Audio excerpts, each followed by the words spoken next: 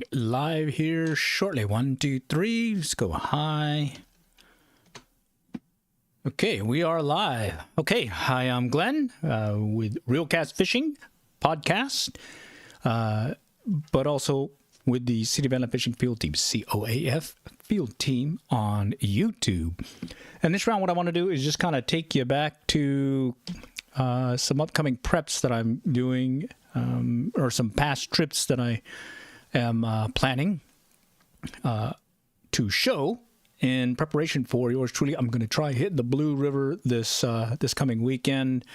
Cross my fingers, if everything kind of falls through, we'll be able to hit there and maybe hit the river for a trout or two, because I did hear that there are some some bruisers out there. So hey, you got to be able to catch a fish or two, and you got to be out there. And well, we had the Arctic front, or that cold front that kind of blew through here a week ago, and then this past few days got really cold again. But it mainly hit, I think, folks on the coast. So I'm hoping that temperature is going to be rising this coming weekend, and there may be a good opportunity to catch a fish or two. So in this case, a trout or two. So what I'm showing here is a past trip to the Blue River, and I'm just going to run through them, show you these different videos, and maybe that might, well, be a little refresher for yours truly in preparation for this weekend. So let's see how this one looks. At least for some of us. All right, got one. This one went for a mega worm, white mega worm. Just bring them over here real quick. All right, slow day, but we got one. All right, another one. Oh yeah, that white mega worm is definitely a fish getter at times. So keep it in your back pocket. That well, have a mega worm. I'll probably have a couple of those, if not more than a couple, in the fly box. One on the mega worm.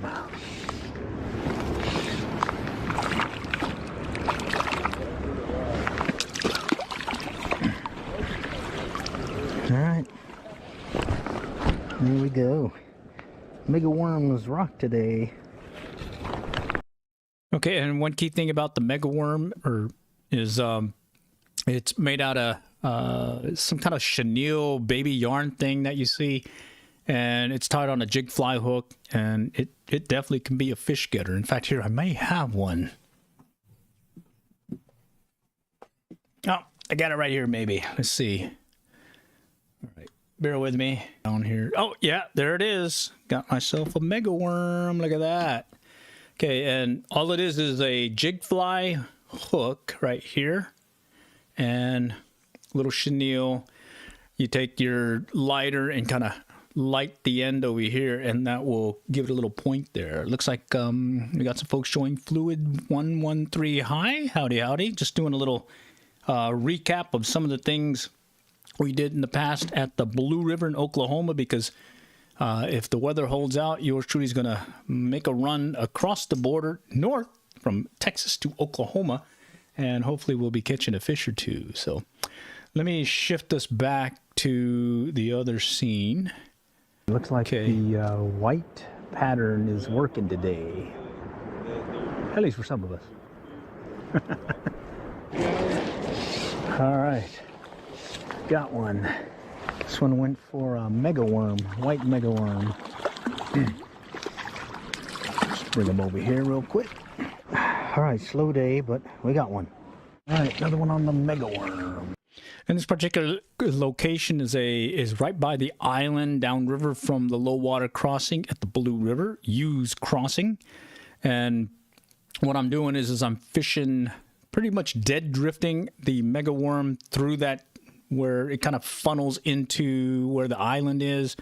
And at that point, I'm mainly just watching for any indication of a strike with a strike indicator on my fly line. Okay, let's see. Let me take us up to the next one. There's a hit. It's like they're barely tapping it. Kind of weird. It's expecting a more harder, oh, there we go. Harder strike like this one. All right, first fish of the season. on the line. Oh yeah, he's a nice one too.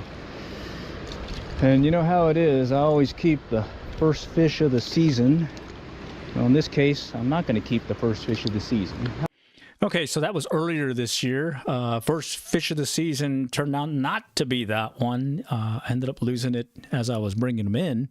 But that said, I did limit out that trip, and it was a good time. The fish were not very far at all from where I'm standing. I'm actually standing on the rock, just upriver from the Hughes crossing.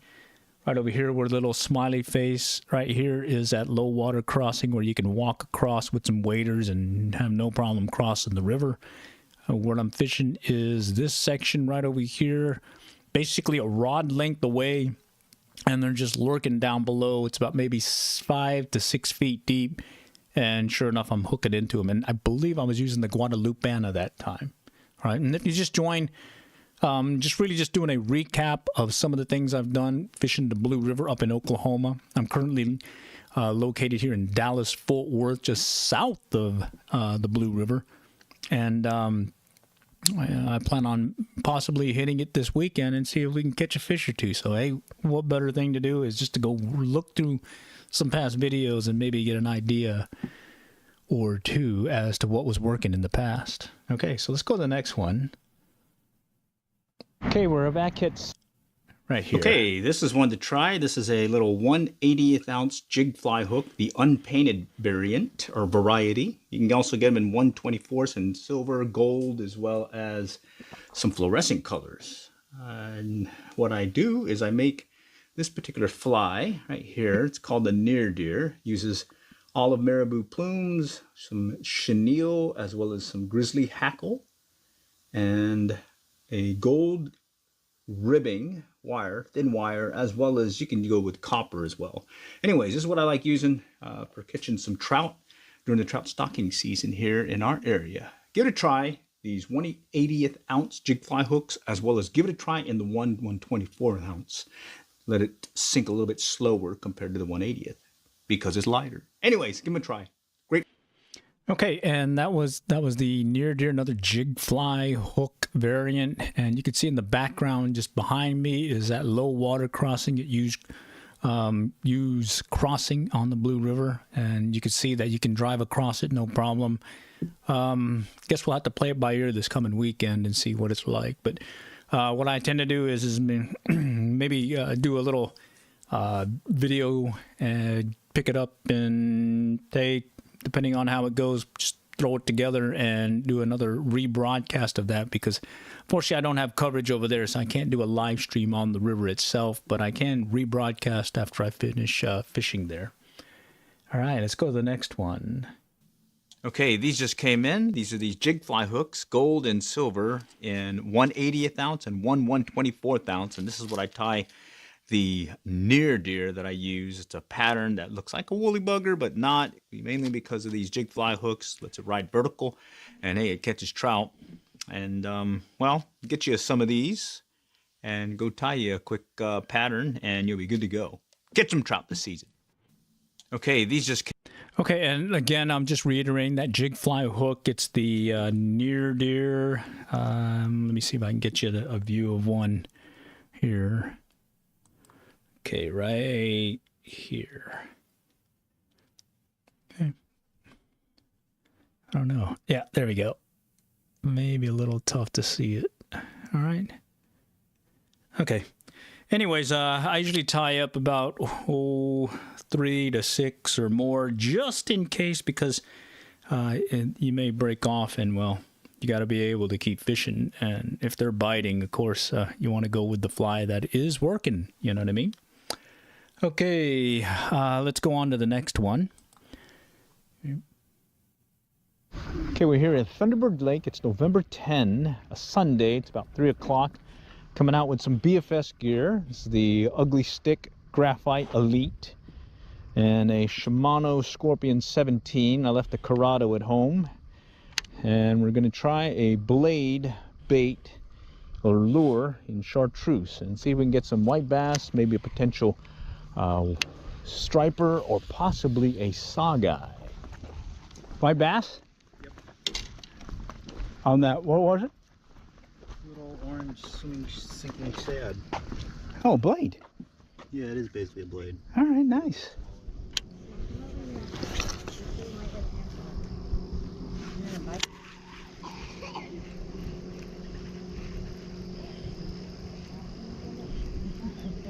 Okay, what I'm doing here is I'm using that Bait Finesse Shimano Corrado BFS XG reel, and I've got it on the ugly stick.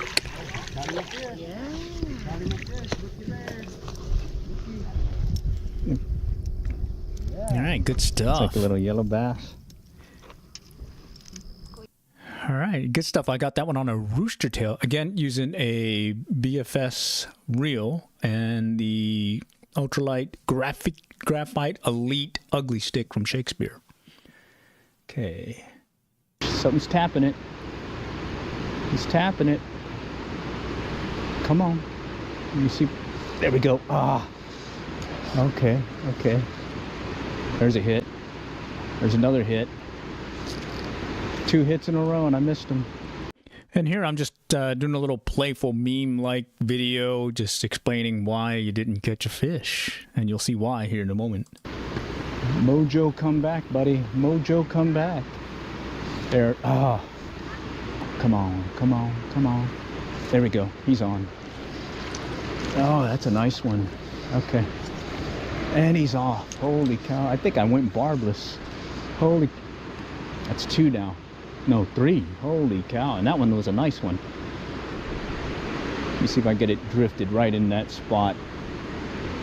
Following the bubble line. My strike indicator is in sync with the bubbles going by. There we go. That one took it. That's 3 now. I better check. Well, look at that. Look at that. It explains a lot, doesn't it? Holy cow.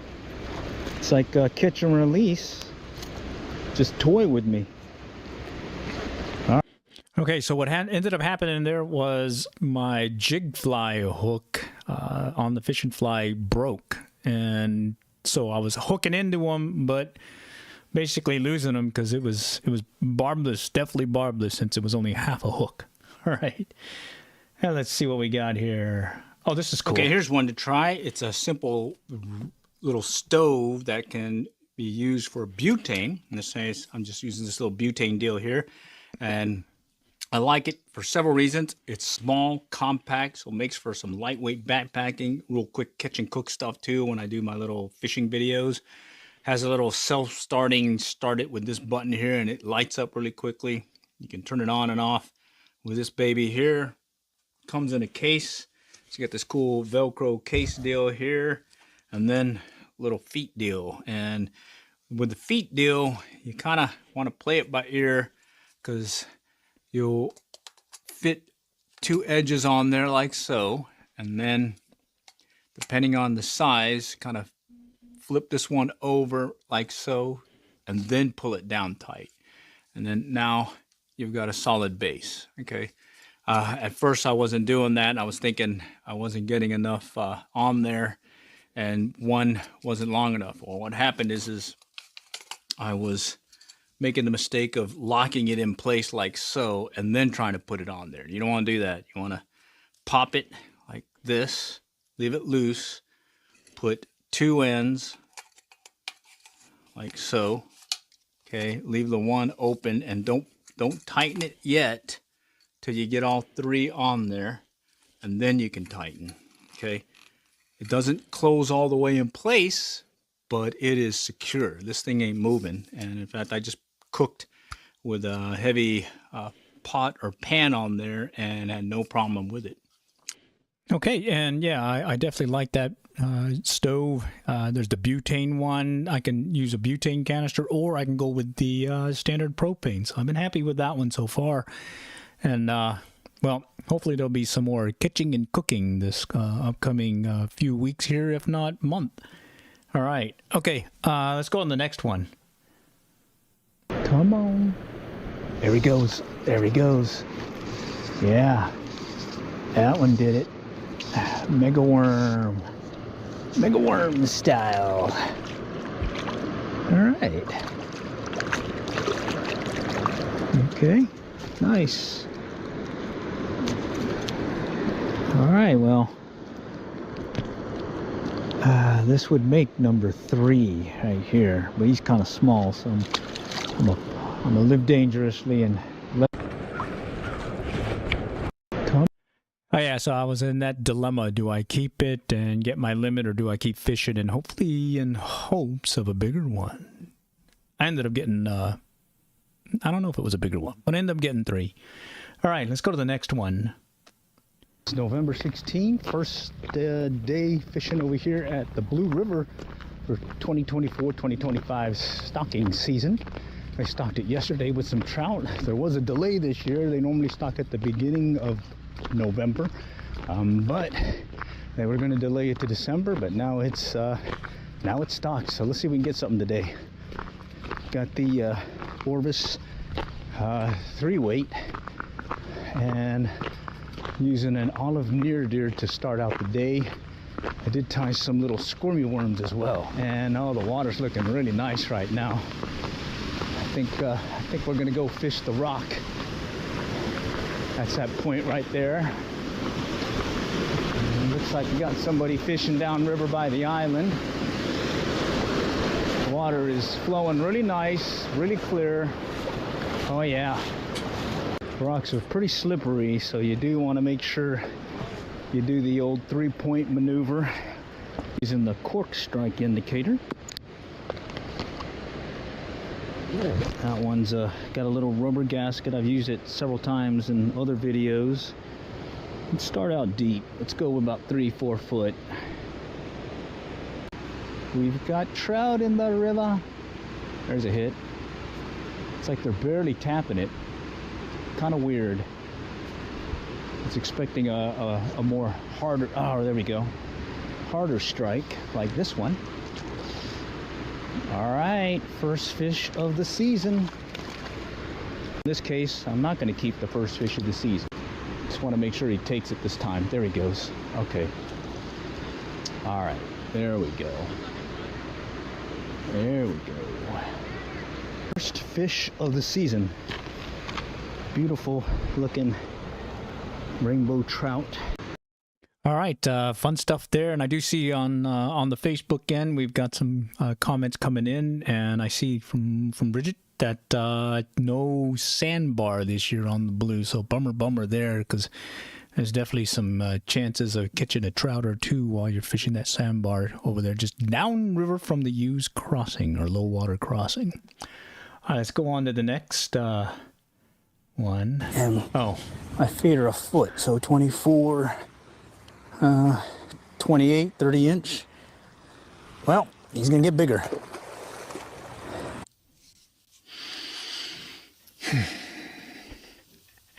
And my feet are a foot, so 24.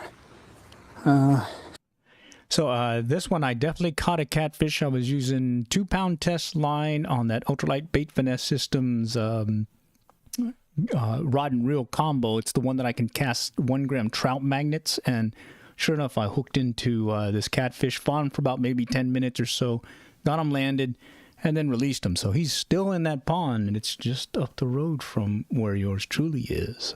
So keep that one in your back pocket. I also see that, again, washed out over there at the Blue River, the sandbar, and again, megaworm. I saw that comment. Megaworms win tournaments. Yes. If you do have the opportunity to make it down to TRWD Fly Fest, it's going to be called Trinity Fly Fest going forward. They'll have that big trout contest, and you have a good opportunity to see some nice sized trout being caught during the big trout contest. That'll be later on in March, I believe March 8th. All right, let's go to the next one. There's a hit. There's a hit right there. Fish on. Of course, it's the first fish of the day, so guess what? Probably should keep them, but well, first fish of the day, you got to keep them. Right there. Okay, and that was on the Guadalupana. Okay, and when I say Guadalupana, it is a variant of the original Guadalupana that you used to catch Guadalupe bass, as well as other bass on the Guadalupe River down south. It was originated from Lefty Chavez. I believe he tied it on a larger size hook, possibly a size 2, 4, I believe. I tie these in a more like a 10, 12, or 14. And I usually target mainly trout with it, but I've caught some bass as well as the bluegill and catfish with it. In fact, I've even caught some small stripers as well as white bass fishing Denison Dam just down river or the tail race to Lake Texoma. So good stuff there. Keep that in your back pocket, the Guadalupana. There we go. All right. Okay, this one is yours truly fishing Turner Falls Park up in Davis, Oklahoma. I'm fishing a mop fly. They had stocked it, in November. I originally fished downriver from the waterfall. There's like a 70-foot waterfall. I was downriver from it by the Blue Hole. Had a fish or two, but just not the numbers I'm used to fishing that area. And then, sure enough, I went upriver, or actually above the waterfalls, and headed up to the Honey Creek section right here, and ended up catching a limit with some mop flies. Let's go ahead and show you. All right, fish on. These guys are hungry. Oh, there's a big one there. On a mop fly. Beans. Yeah, it was pretty windy, and when I was bringing this guy in, there was a bigger trout that came up right behind it and swiped at it too as I was bringing in this guy. Yeah, that was definitely a fun time. So keep that in your back pocket. You got your mega worm, you got your Guadalupana, your near deer, as well as these mop flies. Mop flies are a pretty good one to play around with. In fact, let me see if I can show you. Right here is a mop fly. Okay. And why do they call it a mop fly? It's made out of that little light dust mop stuff that you get, those little modules or nodules. And you put a little collar around it with some dubbing, and you're ready to go. Just, well, I guess it mimics something that enough to get a trout to take it. So keep that in your back pocket as well. All right, let's go on to the next one. Let's see, what is this one? Oh, bummer. I hate that when that happens. And there's the bush. Yeah, so what happens there is it's one of the reasons why when I'm ultralight bait casting with these BFS rods, in this case, I typically don't cast overhead, and I keep a smaller size rod, but in this case I was using a 7-foot ultralight, and I hooked into the bush that you see here right there. I was standing in front of it casting. They had just stocked the local pond with some trout, and I was hoping to hook up with them with some super dupers, and that didn't come through. I did have one hit on a fire tiger, a rooster tail, but then I had to, switch things out because I had myself a backlash. All right, let's go on to the next one. They like to learn a few things from other folks out there. This individual will give us a quick lesson in working a power worm for some trout. Check out the video. 2-pound leader running a drop shot. All right. 1/8 ounce on a number 8 hook. Okay. Mosquito, and using a power worm, cast it out, and then basically work it in, let it sit. I'm getting bit every cast, but the problem is you don't want them to swallow it. So of course you try to hook them on the lip, but so just work it in real slowly, let it sit, and All right, so that was a new one for me. I fished the power worm various different ways, but this individual was just showing how he did it drop shot style. So I've fished drop shots before for bass, but I'd never done that for trout. And sure enough, when they're down deeper and you have that opportunity, give that drop shots technique a try for some tasty trout. All right, especially this time of year, the trout stocking season in full swing here in Texas, And Dallas Fort Worth, there's several ponds that have been stocked, as well as some that have been getting multiple stockings, because they do them on I think every 3 to 4 week or 3 week basis, I think. Yeah. All right, let's go on to the next one. Okay, and if you're just joining, all I'm doing is just kind of going through some different videos and whatnot. Ever chase sand bass in spring? Would you like to see that video? I have, but I mainly wait for the white bass to go to the main part of the lake, and then I fish out of my kayak. There is a run, hopefully, and maybe starting to pick up over there by Rowlett, by the gun range. Usually that one's always a good one, and I haven't fished that one, but I've seen some other folks, and yeah, it could be pretty fast action. All right. Oh, here's a good one. Place. There it is right there. Almost done. All right. Let's see. The next thing is we need to add that dubbing, and I like using this little dubbing loop here. Okay. Can use some dubbing wax and then kind of twist it on there, but I find this is easier. And the way I use it is I'll take one end and then I'll wrap it around so I make a sort of like a little triangle, and then I'll tie a piece up here, and then I'll tie a piece back here. And now I have a little gap in the line right there where I'm going to add my dubbing. Okay, get a clump of this stuff, kind of pull a little bit. I'm using this UV pearl dubbing. That seems to work really well. Give it a little flashiness, as well as maybe a little attracting capabilities, characteristics, and we'll just kind of push it into the yarn where it separates, and then we'll just start twisting. Okay, so I'll twist it, and it almost makes like its own little chenille, but just more of a tighter wrap. Okay, like so. You can kind of even move it around some, give it a little bushiness here, and then at this point you'll start tying it in. Okay, so I'll just kind of start rotating it on there, building up that collar. Okay, and then that's it. Hold it in place. There it is right there.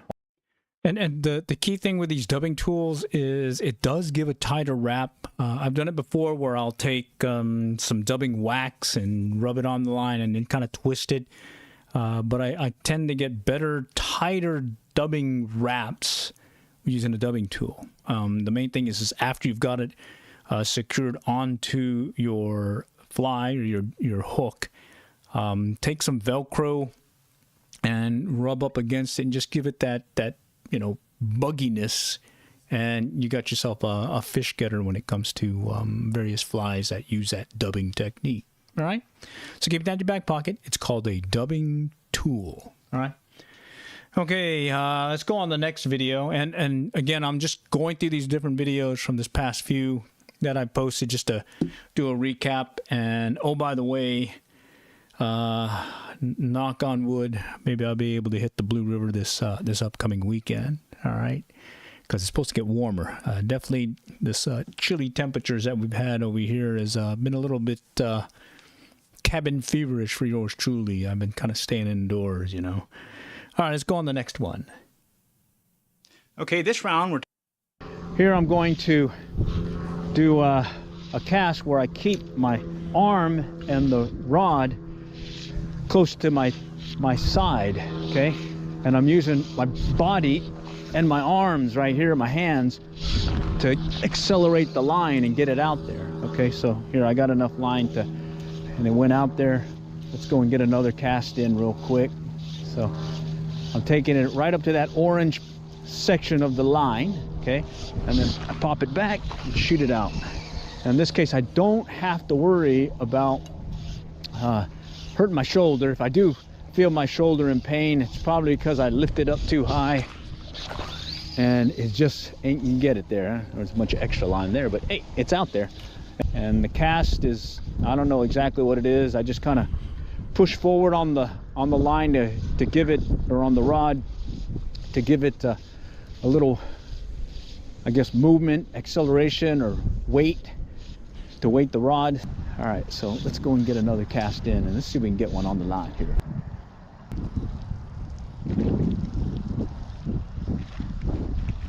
Okay, took a little bit again, but we got 3 in the bag now, all on that crackle back. Here I'm going to... Okay, and like I was saying, why I like switch rods when my shoulder is sore from non-fishing related activities. So yeah, I was building a fire pit and I kind of hurt my shoulder, got a little sore, but because I have a switch rod, I'm able to still keep fishing because I don't have to lift my arm above my shoulder and get that painful feel that I get if I've gotten a little soreness from all that other non-fishing work, if you know what I mean. Anyhow, I do like the switch rod, and in this case, do not feel like I can't cast for distance even though my shoulders hurt, and that's the main reason why I like these switch rods. All right, let's go on the next one. Cut down this pear tree, and I got it down. Okay, so this is the case where I told you I had a sore shoulder. Well, that's what's happened here. This used to be a corner of my backyard where there was a big peach tree and a bunch of brush. I've since cleared everything, and it's now looking really good. I've got a fire pit I built in there. We've got a swing set and all that, and a nice trunk of that peach tree I use as a bench. And here I'm just going to take advantage of some of this wood I have here and do a little pan fry of some trout. And I believe I caught these on the Blue River. I did go fishing yesterday, and now I'm going to go cook some, well, take advantage of this fire and cook some pan-fried trout in an iron skillet over this fire. So here I started out with, well, I got some junk in the trunk here. Let's get that cleaned off right there. Oh yeah, we're good. Let's add a little oil right there. Okay. And these trout weren't very big. These are those ones that I got using that switch rod the other day. And all I'm gonna do is, I did some hot peppers, some garlic powder, salt, and a few other things. And well, I think it turned out pretty good. Put the iron skillet on, and I'll just put it on this portion of the log here. Right here, and it should be good. All right, just gotta let it heat up a little bit more. But again, here we go. Pan-fried trout, and I also added some garlic powder and salt. All I did was gut and gill them.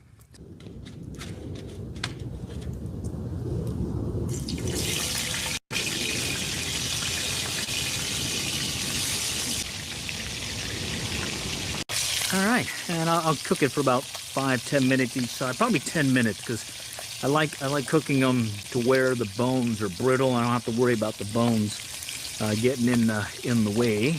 All right, let's just flip these guys over. I think they can use a little bit more on the other side here.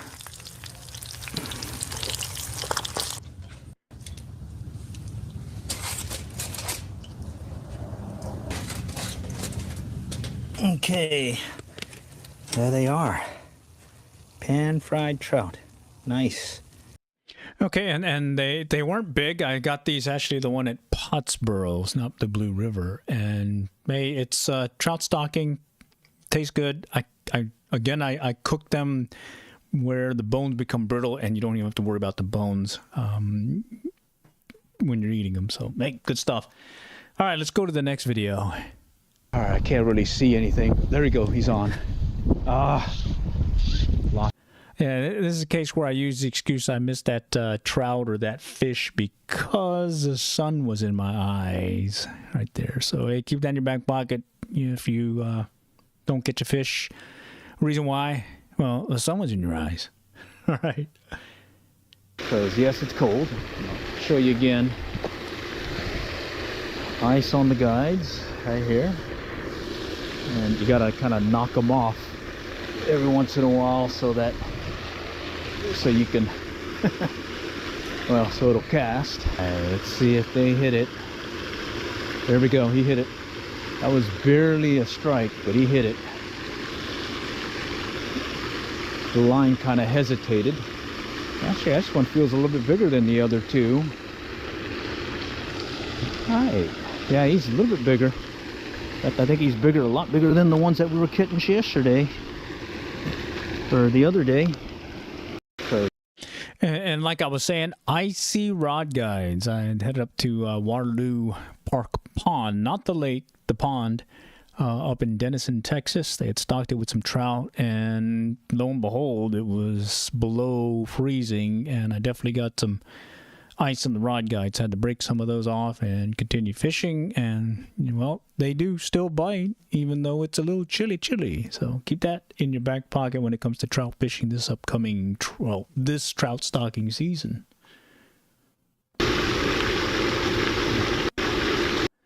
Okay, here is one that I tend to do this a lot. Is I like watching my fly line. That could give you the indication of a strike by just watching that fly line. And in this case, I wasn't able to see the end of my fly line where it transitions from the leader or from the fly line to the leader.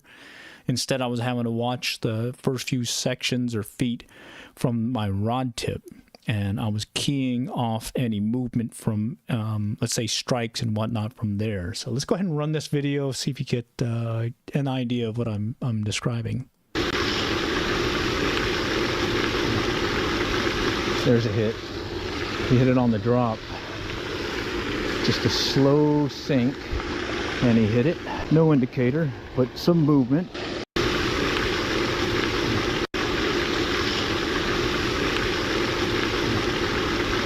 There's a hit. Okay, it was kind of tough to see. I think I slowed the video down. Let's go ahead and keep running it. He hit it on the drop.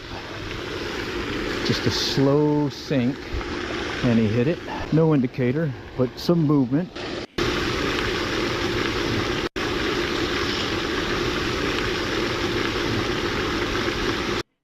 No, I didn't slow it enough, but bottom line, watch for your line, and if it goes, say, forward, go ahead and set the hook.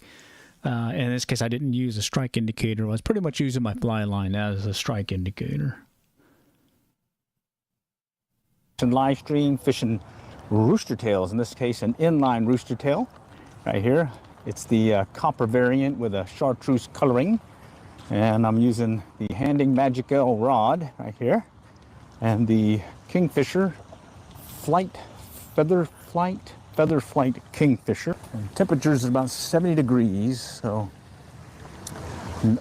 it's warmer than normal here, but maybe the fish will be biting then. Let's see what happens. Oh, there's a hit. There's a hit. Right there, right off the bat. Cool beans. Got him on the rooster tail, inline spinner. 2-pound test. Okay. All right. First fish of the day on a rooster tail inline spinner. It's the copper one. Copper. Okay. There it is. First fish of the day. Yeah, look at that. It's over the banks. I'm gonna have to stand off a little bit. All right, we'll stand off and maybe we might be able to get one of these guys to strike. All right, let's just kind of situate ourselves right about here. Give it a Yankee and let's see what happens. Maybe we might get one of these bass that's kind of cruising the shallow area, especially since the well, it's over the previous bank. Okay, let's back it out here to the left a little bit. You can see where it's overrun up on the trees now. There's a hit. There's a hit. Oh, and he's fairly close. I'd say maybe about 10 feet from the bank. All right. Let's bring him in. Oh, yeah. Oh, that's a catfish. That's Mr. Catfish, not Mr. Bass. Let's go walk it back. Walk it back. Oh, no, it's a bass. It's a bass. All right, and you see how I caught him fairly shallow. All right. Nice size one, too. Got to be careful, 2-pound test, so, hey, don't want to break the line. And since I got him on the jaw area, that's a good sign that I got a chance to. Oh yeah, he's a nice one. Oh, he's Oh yeah, so it's pretty surprising what you can catch with a 1/16 ounce inline spinner. I'm using that Flight Feather Kingfisher BFS reel ultralight bait casting style, and I got that Handing Magic L rod. It's got basically a millimeter thick tip, so I can definitely cast much easier these ultralight lures and whatnot, including the 1 gram trout magnet. Also, I'm using a 2-pound test Stren mono, nothing fancy, just straight out the box, everyday standard mono, none of the braid stuff or anything. And I don't feel under gun, being able to catch these guys, no problem. All right, let's go on to the next one. cast out this way. Okay, there's that overrun, so I'm gonna walk it out. Oh, wait a minute. Yeah, so unfortunately, here's the classic case where I had a little nick in the line and whatnot, so when I went and cast out, I ended up breaking off. So, bummer there. Again, on that same BFS reel. Fish of the year for 2025 for yours truly, BFS style. Come on, fishy, fishy. Okay, I can see the lure, but I don't see anything trailing behind it like it wants it, so let's go recast. Oh, I think I just, I think I might just lose my lure here. Holy cow, I only brought one lure today. Oh man, first fish of the year is gonna be a tree fish. Yep, and that was the case. I ended up catching a tree fish for the first fish of the year for 2025. But I went ahead and came back. So I'm seeing some little sunfish, little bluegill, and bass about yay big. Not the bruisers.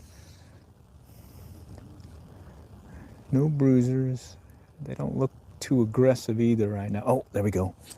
Bass. There we go. He came out of nowhere. Basalito in the Feeder Creek. All right. First fish of the year for 2025. Yours truly on a Guadalupana is going to be a little bass. Oh, yeah. So, yeah. Okay. It's not the biggest. It's still the first fish of the year for 2025. Anyways, good stuff. Let's go on to the next one. 6-pound Stren mono, that high vis orange, and we're looking for some bass to bite here. So let's see what we can do. I'll just do a stop and go retrieve here. Oh, he picked it up. Got him. He picked it up. Oh yeah, I saw that line move. Yes. Talk to me, Smalls. Talk to me. Mr. Senko works. Loving it. All right. Okay, so that was where I saw the line move, and then I felt the tug. And yes, the tug is the drug. Tug is the drug. Senko City, buddy. Senko City. Okay. And again, like I was saying, I like that high vis Stren mono, and this is an orange variety. And the key is you usually get a good indication of a strike with that line, watching your line and the line movement before you actually feel the strike from the Senko. So I'm one of those where I watch the line, and it definitely helps if you are using some of the more high visibility line, like in this case, a high vis orange. All right, let's go on to another one.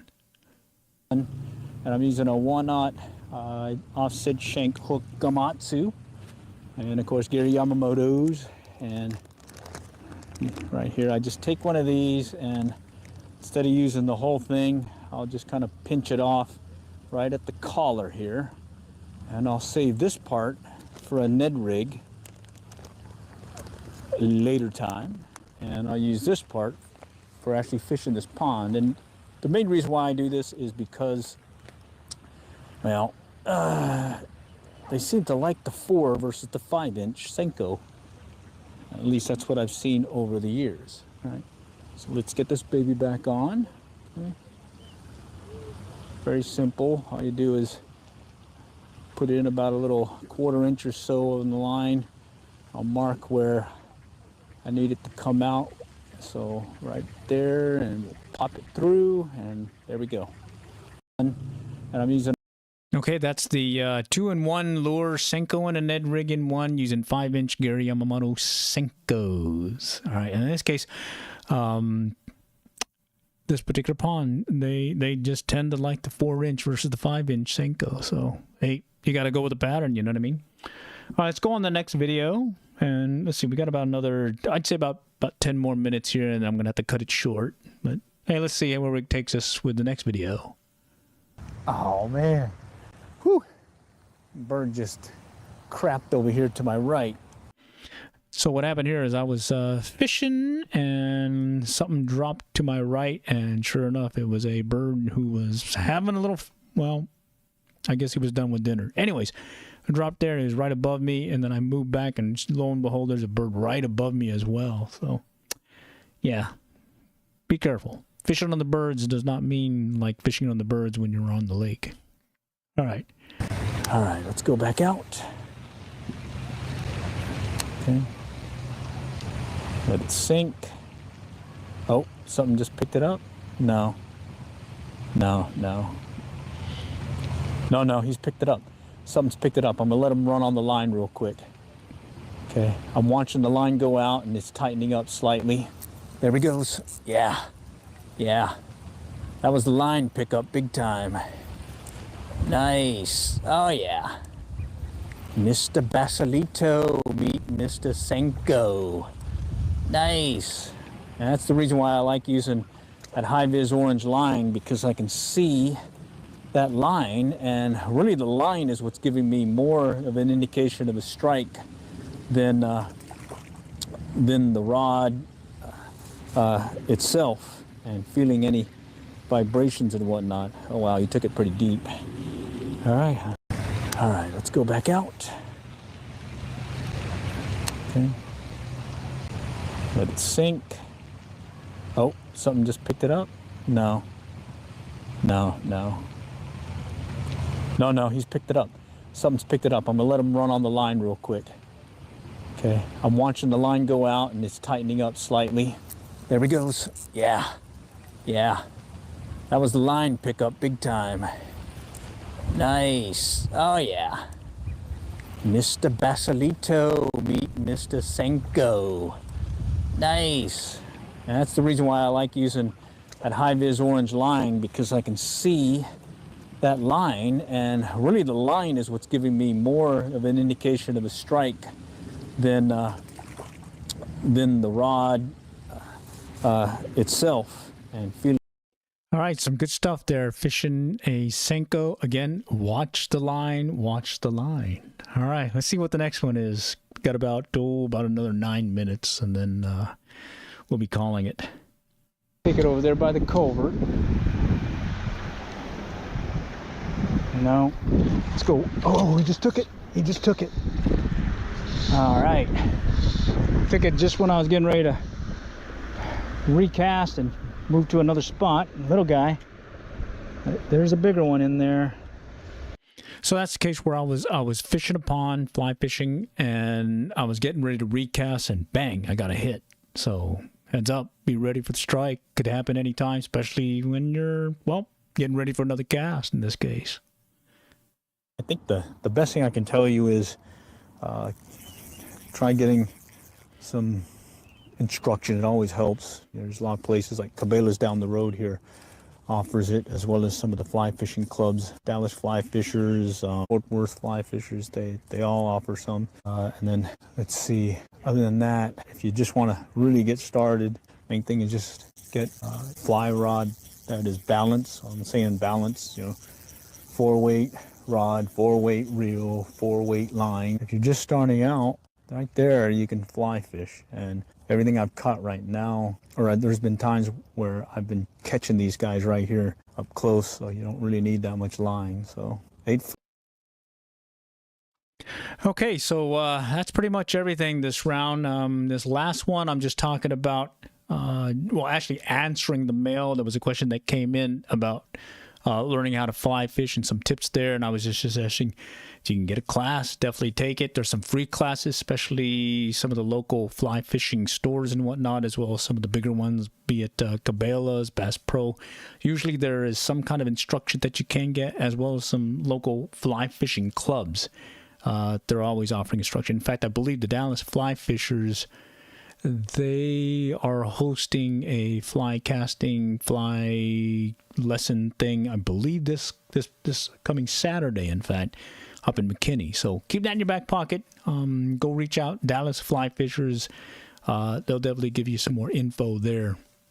Additionally, I am planning, knock on wood, to make it up to the Blue this coming weekend, and hopefully have some more more action videos of some of the action here. And then just to recap of some of the call outs here, I can answer on YouTube the comments, but when I see something come in from Facebook, I'm not able to do it from here. So let me just walk through some of the stuff that came in. Let's see.